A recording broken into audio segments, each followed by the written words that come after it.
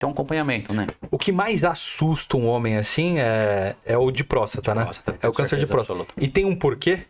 Tem. Óbvio que é o câncer, beleza. Claro, Qual é não. o porquê? Cara, câncer de próstata, ele envolve muitas coisas, que você falou.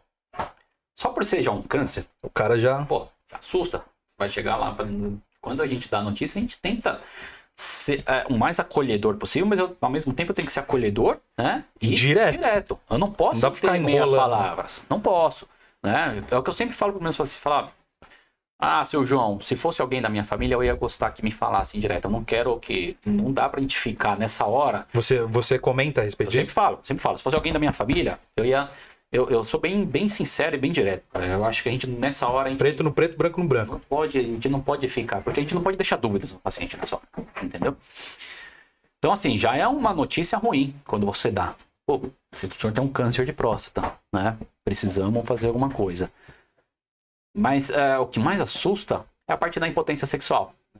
Porque quando o câncer de próstata, assim, tem uma só chance de impotência sexual. Claro que as tecnologias estão evoluindo cada vez mais. Também tem pergunta disso. A gente consegue ter, por exemplo, cirurgia robótica, a gente consegue ter uma amplificação melhor, uma finesse de movimentos cirúrgicos maior. Então isso acaba aumentando as chances de você preservar a potência sexual. Impotência, mas sempre tem esse risco. Né? Algumas séries... É alto? Algumas séries falam que gira até em torno de 30%. Claro que isso vai diminuindo cada vez mais, né? A gente tem a cirurgia robótica aí que está cada vez mais sendo utilizada no Brasil. Isso é muito bom, né? Mas ainda, no Brasil, a gente tem uma técnica até que jovem, né? Então a gente precisa de estudos mais prolongados, mas o dia a dia mostra que a gente consegue ter uma preservação muito melhor de potência sexual, assim como de continência urinária. A gente foca muito na potência sexual e isso é uma coisa que eu falo muito para os meus pacientes quando a gente indica uma cirurgia. Eu falo, ó, o senhor tem um risco de tantos por cento de ficar com impotência sexual, assim como tem um risco também de tantos por cento de ficar com incontinência urinária, tá? A maioria dos homens foca direto na potência Aqui, sexual. Né? Mas isso aqui é o pior, a incontinência urinária. Porque o cara fica com uma bolsinha... Não, incontinência urinária, o cara às vezes tem que ficar com fralda, ele fica incontinente total. Ele sai de uma cirurgia e não consegue mais controlar a sua urina. Isso acaba com a qualidade de vida dele. O cara não sai mais de casa. O paciente entra em depressão por causa disso. Fala, doutor, eu não saio mais de casa porque eu não consigo andar. Se eu ando, eu tenho que ficar usando fralda. Mas os dois são assim, né, Gabs? Você pensar, dois. vai mexer com... se o cara é casado, vai afetar diretamente na relação do cara também, porque ele não vai conseguir fazer sexo ali com a esposa dele. Aí tem o lado do... E tem caso dos dois também? Pode acontecer, cara, dependendo de casos mais avançados. Eu falei, por isso que é importante... É uma conversa limpa, né? No câncer de próstata a gente tem que... O principal de todo, o nosso foco sempre é pegar logo no começo. Pegou logo no começo, as chances de cura são muito mais altas. Você, teoricamente, ele está numa fase mais localizada, então você vai ser menos agressivo na cirurgia. Sendo menos agressivo na sua cirurgia, a sua chance de incontinência e de impotência diminui. Agora, claro, você pegou lá um estágio mais avançado que, o câncer já está saindo da próstata, já está invadindo estruturas ao lado, esse aí a chance dele ficar incontinente e impotente é muito grande. Porque o músculo está ali do lado da próstata. Mas é só pós-cirurgia que você dá essa notícia, não tem como dar antes. Não, tem que falar antes. Isso eu tenho que falar antes. Não, você fala antes, mas... A previsibilidade, isso. Não tem como.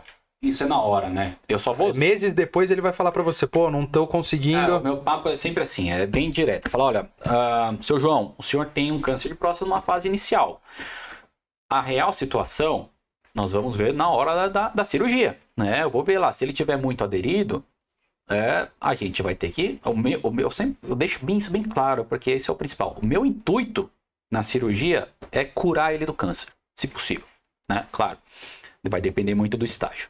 Então eu sempre falo assim, senhor João, se eu tiver que na cirurgia optar por deixar o senhor impotente ou incontinente para retirar todo o câncer, eu vou fazer isso. O meu intuito é retirar esse câncer.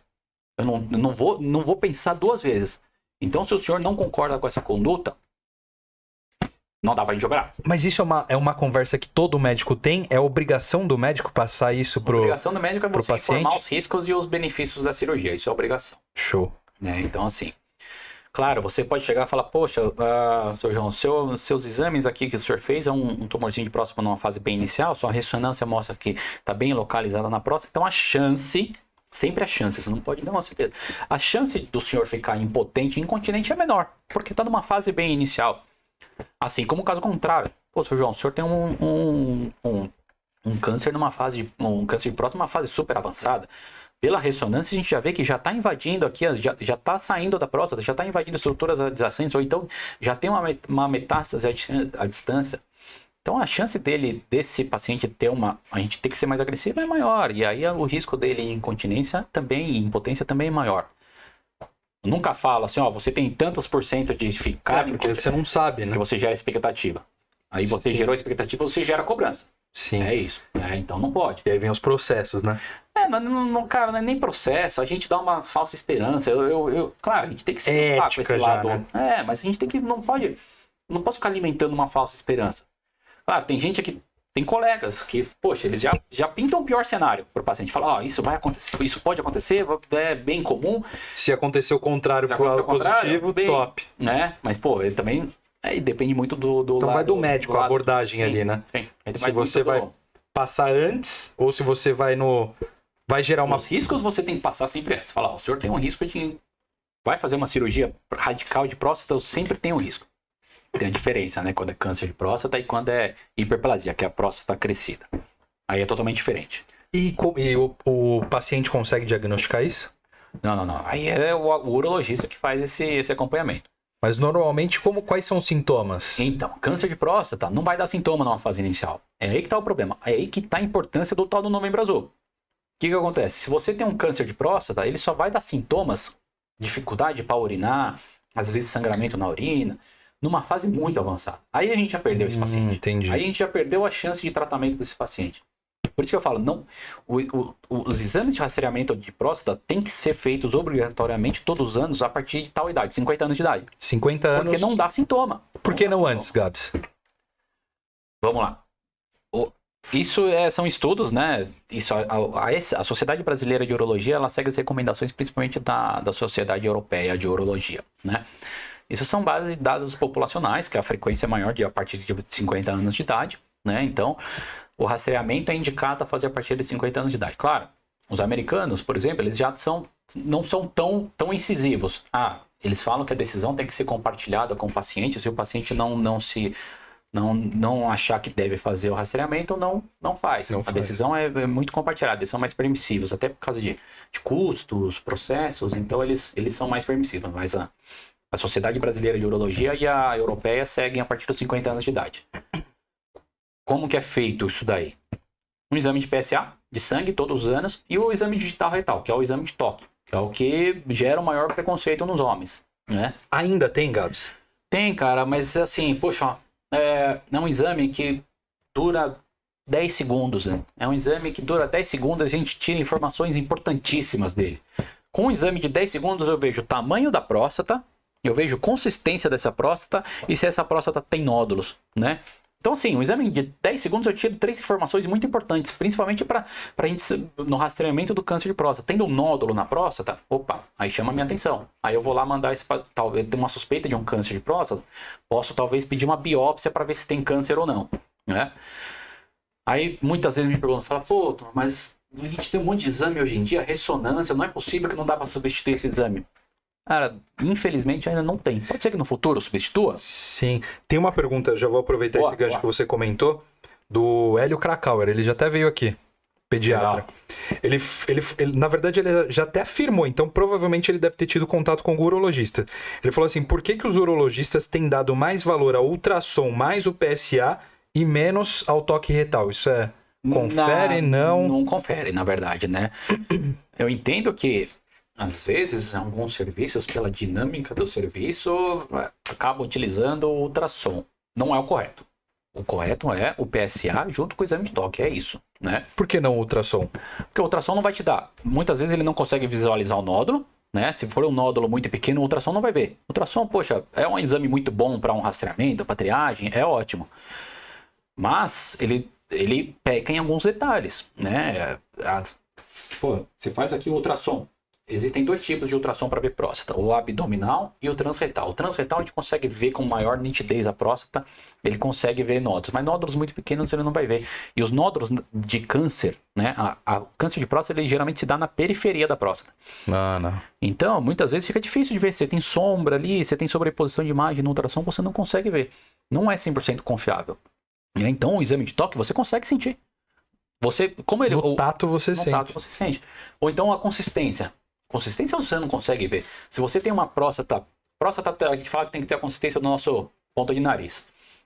Se ela tem uma consistência mais dura que isso, já me chama a atenção. Fala, opa, essa próstata aqui tem alguma alteração. Aí eu vou buscar, o que mais me chama, me alerta? Tem um PSA também mais alto, alterado? Opa, então vamos ligar o sinal de alerta aqui, talvez fazer uma biópsia. Né? Entendi. O ultrassom, ele não é o correto. O correto é você fazer o PSA e o exame de toque anualmente. Ponto final e acabou. É uma coisa que é importante até pra gente deixar isso bem claro. Bem claro aqui, cara, é assim. Existem pacientes que a gente começa a fazer antes, com 45 anos de idade. Quem são? Pacientes que já tiveram histórico familiar. Seu pai... Histórico familiar de primeiro grau. Pai ou irmãos com câncer de próstata, você tem que começar a fazer 5 anos antes. Então a gente começa a fazer a partir dos 45 anos de idade. Ou então quem tem descendência negra. Descendência negra, historicamente, tem uma predisposição genética maior ao câncer de próstata. Claro que no Brasil, poxa, todos nós temos um pouco de descendência negra. Então isso fica um pouquinho mais difícil de avaliar. Já é um alerta também. Tô com 45, já vai procurar. Isso aí, exatamente. Tá bom? Pô, show as recomendações. Cara, importantíssimo. Estamos aí beleza, aí o que acontece? A gente fez lá um exame de toque e veio um PSA mais alto, um exame de toque também alterado. Como é que você faz o diagnóstico disso aí? Aí você tem que fazer uma biópsia de próstata. Né? Você tem que ir lá, arrancar fragmentos dessa próstata. Geralmente a gente arranca 12 pedacinhos dessa próstata, claro, com anestesia, tudo isso. Tudo isso deixa o homem desconfortável, né? A biópsia de próstata, cara, quando bem indicada, bem feitinha, ela não tem muito claro. Tem um risco de sangramento, né? Ela é feita pelo acesso anal, né? Você faz pelo ânus e você vai lá com um probe de ultrassom. Tem anestesia? Tem anestesia. A maioria sem anestesia não dá pra fazer. Tem que ter anestesia. Aí já é demais, né? Alguns locais fazem ainda com sedação, só com anestesia um bloqueio local, mas a maioria dos locais faz com uma sedação, como se fosse um exame de endoscopia, de colonoscopia. Ceda ali a região e... manda bala. Aí arranca os 12 pedacinhos e manda pra análise, né, no laboratório. E aí sim a gente vai ter uma confirmação se é o câncer ou não.